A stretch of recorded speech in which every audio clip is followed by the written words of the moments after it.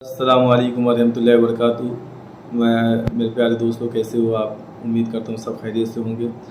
اور میں آج انشاءاللہ آپ کے سامنے دین حدیث کی روشنی میں کچھ اسلامی تعلیمات لے کر کے حاضر ہوا ہوں،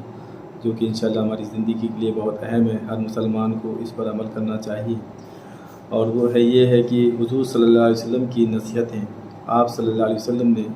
نصیحت فرمائی ہے حضرت انس رضی اللہ تعالیٰ عنہ کو۔ اس میں حدیث شریف کا مفہوم ہے کہ حضرت انس بن مالک رضی اللہ تعالیٰ عنہ فرماتے ہیں کہ میں 8 سال کی عمر میں رسول اللہ صلی اللہ علیہ وسلم کی خدمت میں رہا کرتا تھا۔ سب سے پہلے آپ کی نصیحت تو یہ کی کہ اے انس، ٹھیک سے وضو کیا کرو، عمر میں برکت ہوگی، اور محافظ فرشتے تم سے محبت کریں گے، یعنی جو حفاظت کرنے والے فرشتے ہیں وہ تم سے محبت کریں گے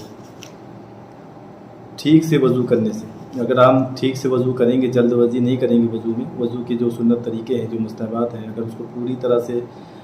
پورا کریں گے تو جو ہے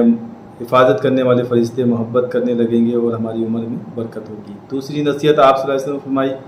کہ غسل جنابت میں جلدی کیا کرو، اور بدن پر بال کے برابر جگہ بھی سوکھی نہ رہنے دو، یعنی ایسا پانی ڈالو کہ بال کے برابر بھی جسم میں کہیں پر سوکھا نہ رہ جائے۔ یہ غسل کے فرائض میں جو ہیں 3 جو فرائض ہیں غسل کے، وہ پورے کرنا چاہیے۔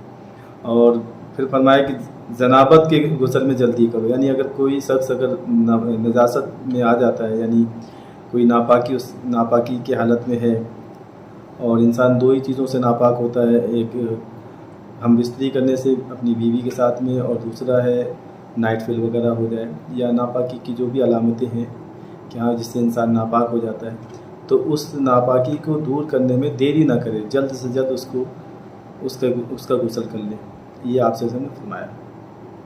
تیسری نصیحت آپ نے فرمائی کہ چاشت کی نماز ضرور پڑھا کرو، یہ توبہ کرنے والوں کی نماز ہے۔ جو بھی شخص اپنے آپ کو گنہگار سمجھتا ہے، ایسے تو ہر شخص دنیا کا گنہگار ہے، کوئی ایسا انسان پیدا ہی نہیں ہوا جو گنہگار نہ ہو، تو یہ جو شخص اپنے آپ میں سوچتا ہے کہ میں بہت گناہ کرتا ہوں، مجھ سے غلطیاں ہوتی ہیں، تو وہ اپنی نمازوں میں چاشت کی نماز کو ضرور سے ضرور اس کو قائم کر لے، کہ ہر دن جو ہے چاشت کی نماز پڑھے اور اپنے گناہوں کی توبہ کرے۔ اور کسی روایت میں آتا ہے کہ وہ رزق کی برکت کے لیے بھی بہت اچھی چیز ہے۔ اور چاشت کی نماز جو ہے 8 رکعت، کسی میں 12 رکعت، اور کم سے کم 4 رکعت پڑھنا چاہیے۔ تو یہ چاشت کا وقت جو ہے، اشراق کا وقت جیسے ختم ہوتا ہے، تو اس وقت سے لے کر کے زوال کے وقت سے پہلے تک اس کا وقت رہتا ہے، تو آرام سے ہم پڑھ سکتے ہیں۔ تو اور چوتھی نصیحت آپ نے فرمائی ہے کہ رات دن خوب نماز پڑھا کرو، فرشتے تمہارے لیے دعا کریں گے۔ اگر ہم 5 وقت کی جو نماز ہے، صبح فجر کی، ظہر کی، عصر کی، مغرب کی اور عشاء کی، اس کے علاوہ جو نفل نمازیں ہیں، اشراق کی، چاشت کی، اوابین کی اور تہجد کی، تو اس کے بارے میں آپ سے فرمایا کہ آپ خوب پڑھا کریں۔ ہر مسلمان اگر اس نماز کی پابندی کرے گا تو فرشتے اس کے لیے دعا کریں گے انشاءاللہ، اور جن کو فرشتوں کی دعائیں مل جائیں تو وہ تو اس کا کمال ہو گیا۔ پھر 5ویں نصیحت آپ نے فرمائی کہ نماز کے ارکان ٹھیک سے ادا کیا کرو، ایسی نماز اللہ تعالیٰ کو پسند ہے اور اس کو قبول فرماتا ہے، یعنی خشوع اور خضوع کے ساتھ نماز پڑھنا چاہیے، اطمینان سے اور سکون کے ساتھ میں نماز پڑھے، نماز میں جلد بازی نہ کرے، اس کے رکوع، اس کے سجدے کو اہتمام سے، اس کو صحیح طریقے سے، جو اس کا طریقہ ہے اس ڈھنگ سے اس کو ادا کرے، اس میں جلد بازی نہ کرے، تو ایسی نماز کو اللہ تعالیٰ قبول فرماتے ہیں اور پسند بھی فرماتے ہیں۔ نمبر 6 ہے ہر وقت وضو میں رہنے کی عادت ڈالو، اس سے موت کے وقت کلمہ شہادت نصیب ہوگا، یعنی ہر وقت جو ہے اپنی عادت بنا لیں کہ ہر وقت وضو سے رہیں، جب وضو ٹوٹ جائے تو فٹاک سے جا کر کے موقع نکال کے پھر دوسرا وضو کر لیں۔ اگر اس کی عادت ہماری پڑ گئی تو ہماری روزی میں بھی برکت ہوگی، اور زندگی میں بھی ہر طرح کی خوشیاں حاصل ہوگی، اور تمام طرح کے شیطانی شرور سے بھی ہم بچے رہیں گے، اور پھر جو ایک فائدہ ہے لاسٹ، وہ ہمیں آخری وقت پہ اللہ تعالیٰ ہم کو کلمہ شہادت نصیب فرمائے گا۔ اور 7ویں نصیحت ہے گھر میں داخل ہوتے وقت گھر والوں کو سلام کرو، چاہے گھر میں کوئی ہو یا نہ ہو، اس سے گھر میں برکت ہوگی۔ یعنی جب بھی ہم گھر میں داخل ہوں تو سیدھے پیر سے داخل ہو سنت طریقے سے، اور سلام کر کے داخل ہو، السلام علیکم ورحمۃ اللہ وبرکاتہ،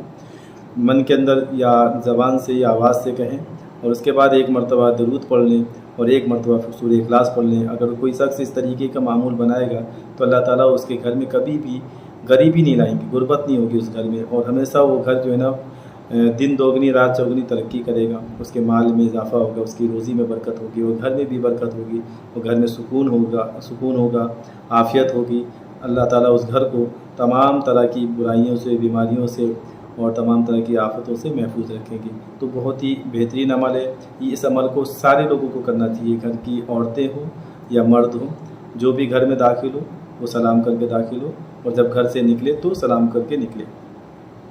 پھر آپ صلی اللہ علیہ وسلم نے جو 8ویں نصیحت فرمائی کہ راستے میں جو نقصان پہنچانے والی، راستے میں جو بھی مسلمان ملے اسے سلام کرو، اس سے ایمان کی حلاوت نصیب ہوگی اور اس راستے کے گناہ معاف کر دیے جائیں گے۔ یعنی جب ہم کہیں جا رہے ہوں تو ہمارے چاہے وہ پہچان والے ملیں یا بنا پہچان والے لوگ ملیں، اگر ہم کو لگتا ہے کہ یہ مسلمان ہے تو ہم کوشش کریں کہ اس کو سلام میں پہل کریں، اس کو سلام کریں۔ ہم اس میں یہ نہ دیکھیں کہ یہ مجھے جانتا ہے کہ نہیں جانتا، میں اس کو جانتا ہوں کہ نہیں جانتا ہوں۔ جو بھی آپ کو لگتا ہے کہ یہ مسلمان ہے تو آپ اس کو سلام کریں، اور ایسا کرنے سے تو جو ہے اللہ تعالیٰ خوش ہوں گے، اور اس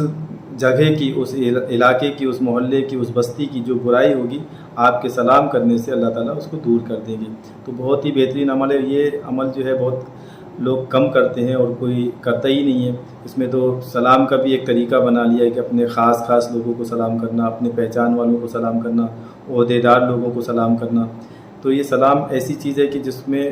ہر انسان کو چاہے چھوٹا ہو یا بڑا ہو اس کو سلام کرنا چاہیے، اور سلام میں پہل کرنے والا اللہ تعالیٰ کو بہت پسند ہے، سلام میں پہل ہونا چاہیے۔ تو اس سے جو ہے اللہ تعالیٰ گناہ بھی، ہمارے بھی گناہ معاف کرتے ہیں، اور اس بستی میں کوئی مصیبت آ رہی ہوتی تو اللہ اس کی برکت سے، اس کے عمل کی برکت سے اس بستی سے وہ مصیبت کو، اس تکلیف کو دور کر دیتے ہیں۔ پھر آپ صلی اللہ علیہ وسلم نے 9ویں نصیحت فرمائی، نصیحت نمبر 9 ہے کہ ایک لمحے کے لیے بھی کسی مسلمان سے کینہ یا حسد نہ رکھو۔ یعنی آپ صلی اللہ علیہ وسلم نے واضح طور پہ یہ بات کہہ دی ہے کہ ایک لمحے کے لیے، لمحہ کہتے ہیں یعنی کچھ سیکنڈ جو سانس لیتے ہیں نا، جو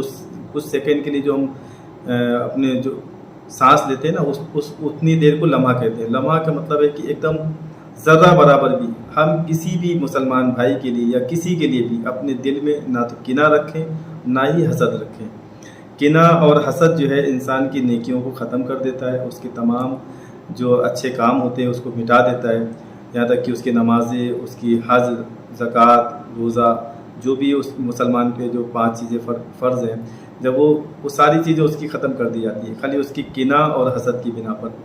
اور یہ چیز، یہ بہت بڑی برائی ہے، یہ ایک دیمک کی طرح ہے جو انسان کی نیکیوں کو کھا جاتا ہے۔ تو حسد بھی نہ رکھیں اور کینہ بھی نہ رکھیں۔ کینہ کہتے ہیں بغض کو، اور حسد کہتے ہیں جلن کو۔ کسی کی ترقی سے نہ جلیں، کسی کے عہدے سے نہ جلیں، کسی کے اچھے پہناوے سے نہ جلیں، کسی کی اچھی بات، اس کی اگر وہ بندہ بہت اچھا ہے، بہت مقبول ہے لوگوں میں، تو اس سے حسد نہ رکھیں، یعنی جلن نہ رکھیں، اس میں خوش ہوں کہ اللہ تعالیٰ اس کو اور نوازے اور اس کو خوشیاں دے اور اس کے عہدے کو بڑھائے۔ تو جب ہم اس کے لیے دعا کریں گے تو اس کے لیے وہ دعا قبول ہو نہ ہو، لیکن میرے لیے ضرور قبول ہو جائے گی۔ تو اس لیے اچھا گمان رکھنا چاہیے اپنے ہر بھائی سے، اور کینہ یعنی بغض نہ کریں، بغض نہ رکھیں، یعنی اس سے جلن، حسد تو جلن ہوگی، کینہ ہوگی بغض، کینہ بغض نہ رکھیں، یعنی اس سے نفرت نہ رکھیں، ایک دم اس کو دیکھ کر کے یعنی اپنے دل کو جو ہے نا خون کو نہ کھلائیں کہ ارے یار یہ کہاں سے یہ آ گیا، یہ بغض ہو گیا، اس کو نہ کریں۔ تو کینہ اور بغض سے اللہ تعالیٰ میری اور آپ کی اور ساری امت مسلمہ کی حفاظت فرمائے۔ اس عادت کو ہمیں ختم کرنا ہے، اور اگر ہم یہ ختم کرتے ہیں تو اللہ تعالیٰ کہ ہم بہت پسندیدہ بندے بن جائیں گے، اور آپ سے سن کے پسندیدہ امتی بن جائیں گے۔ جو سچے محمدی ہوتے ہیں وہ کسی سے کینہ اور حسد نہیں رکھتے۔ 10واں آپ نے 10ویں نصیحت فرمائی،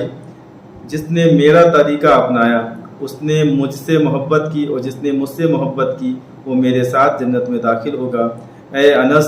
تم میری نصیحتوں پر عمل کرو، تو موت تم کو محبوب بن جائے گی، اور تمہارے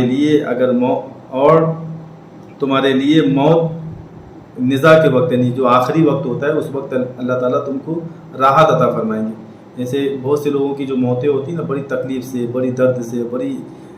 رسوائی کے ساتھ میں جب موت ہوتی ہے تو وہ مرنے والا ہی جان سکتا ہے اس کو کتنی تکلیف ہوتی ہے۔ تو آپ سے فرمایا کہ جب تم یہ ساری باتوں پہ عمل کرو گے تو موت کی سختی سے اللہ تعالیٰ تمہاری حفاظت کر لیں گے، اور تمہاری آسانی کے ساتھ روح قبض ہوگی، اور کلمے کے ساتھ روح قبض ہوگی۔ جب ایسا کرو گے تو پھر